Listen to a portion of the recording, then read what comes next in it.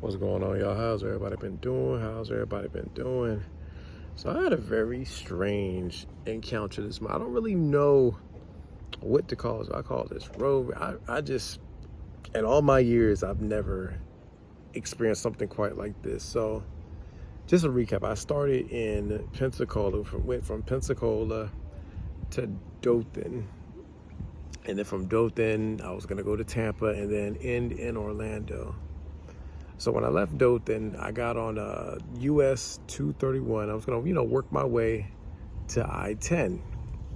Now this is around 1:30, 2 o'clock in the morning. So there's really nobody on the road.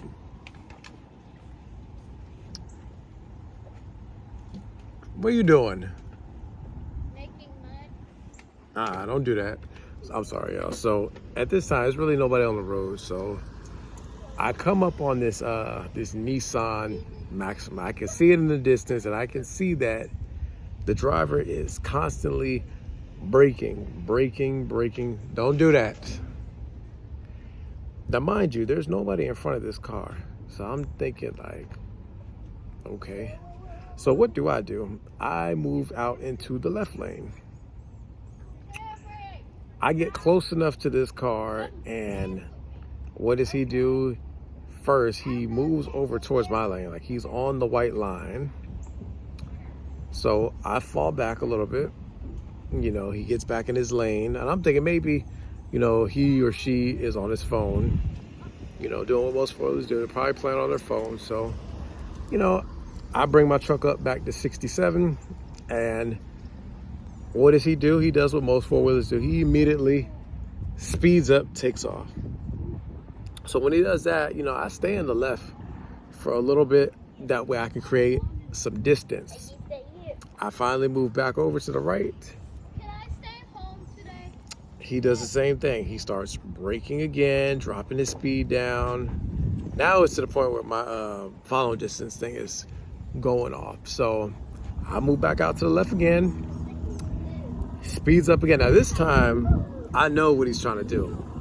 See, there's four-wheelers out there that love to taunt semi-trucks. Like, you have assholes out here that will purposely make sure that you cannot pass them. But the thing is, I'm not really worried about it because I know eventually I'm going to have to turn left anyway. Now, being though there's nobody on the road, I just stay in the left lane. I just said, screw it. I'm just going to stay in this left lane until it's time for me to make that left-hand turn. So he continues doing what he do, keeps speeding up, slowing down, speeding up, slow down. Now this time, I drop my speed down to maybe 55. Now the speed limit is 65, so I drop it down 10. He's still slowing down, so he's basically slowing down to where he can keep up with me, to where I can't pass him if I try to pass him. So we're both doing 50, 55, so I try to speed up again. He does the same thing, so like I said, I'm just going to stay out in this left lane, and he can do whatever he feels like he's trying to accomplish.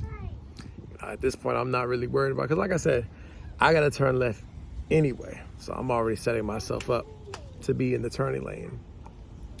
So we eventually make it to State Road 73.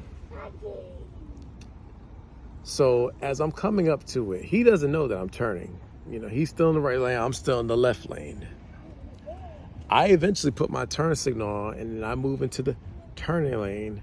So I guess in his mind, he's like, okay, this might be my time where I can get rear-ended. So what does he do? He moves from the right lane that he was already in and immediately darts all the way to the far left and cuts me off, nearly hits me in the process. So I'm like, okay. So he turns, and I just sit there. I sit right in that turning lane for a good maybe 7 to 10 seconds. I sit right there. Now, mind you, there's nobody behind me. I'm just sitting right there. And I'm just going to let him go. Because once you get on State Road 73, for those who aren't familiar, it's a 2-lane road, 1 lane on each side. So, like I said, I wait the 10 seconds. I finally make my left. I can see him in the distance. I'm thinking, okay, whatever he was trying to do is over with. So I, bring the truck up to 55, because that's the speed limit. He starts doing the same thing again. Like once I get close enough to him, he starts immediately hitting on the brakes, hitting on the brakes.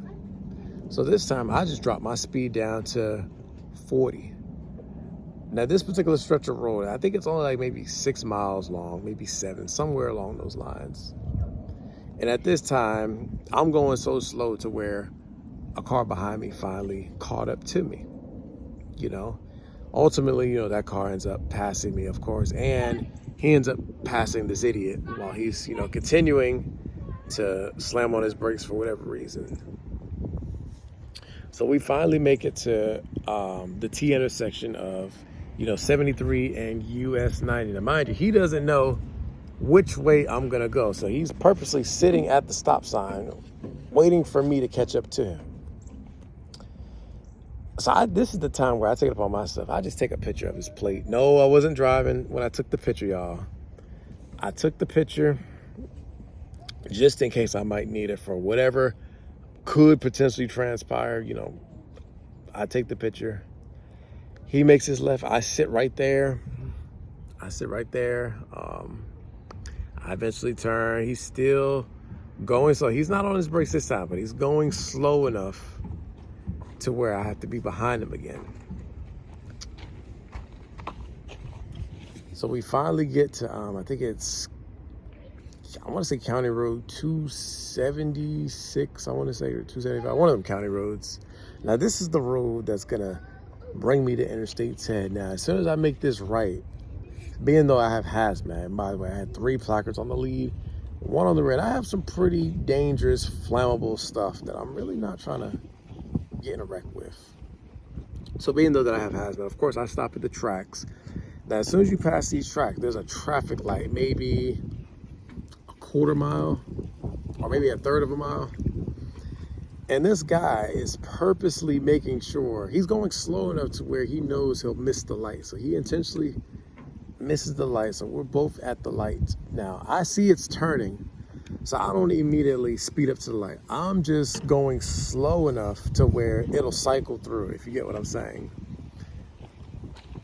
He's still, I guess, waiting on me. I guess he's determined for me to slip and rear. I don't really know what his plan is, but all I know is that I don't want any parts of it. I'm trying to get home. And I was kind of already annoyed, not related to this, but something else that happened previously. I was kind of already annoyed about that.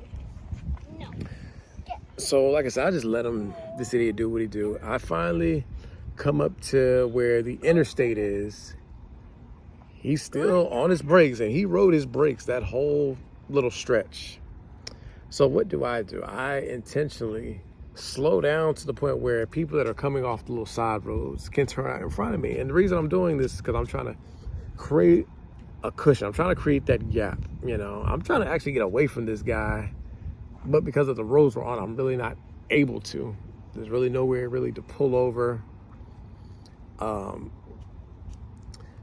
So in his mind, he's still, I guess, waiting to see which way I'm going to go, because you can either go straight, which will take you to Panama City, or you're either going to go west or east on 10. So ultimately, I make that left to go on 10 East, and he's still on his brakes. Like we're doing maybe 5 miles an hour. I kid you not, on the damn ramp, on the get-on ramp.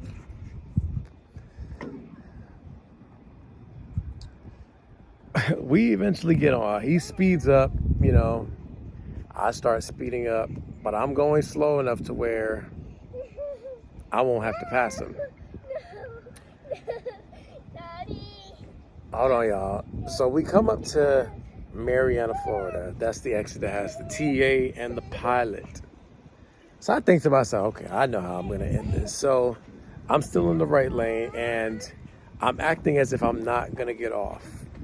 Now, he's far enough to where there's no way he can get off unless he wants to, go off-road, which I doubt he would want to do. So I do a little fake move. I immediately dart to the ramp, and I get off, and that's how I end up ending all of this. And, of course, I got on the CB to let all the other drivers know that be on the lookout for this car that's intentionally slamming on brakes around, semi-trucks. I don't know, y'all. Do y'all think I handled that right? What do y'all think I should have done? Now I'm sure you're gonna wonder why I didn't pull over. The reason why is because, for one, I don't know his intent. And let's just say he got out of that car. One thing about me is I'm gonna protect myself out here on this road. You know, so if he would have did something froggy, I would have had to do what I had to do. And you can do whatever you will with that information, but I am gonna protect myself out here. But yeah, what do y'all think I should have done? Y'all let me know.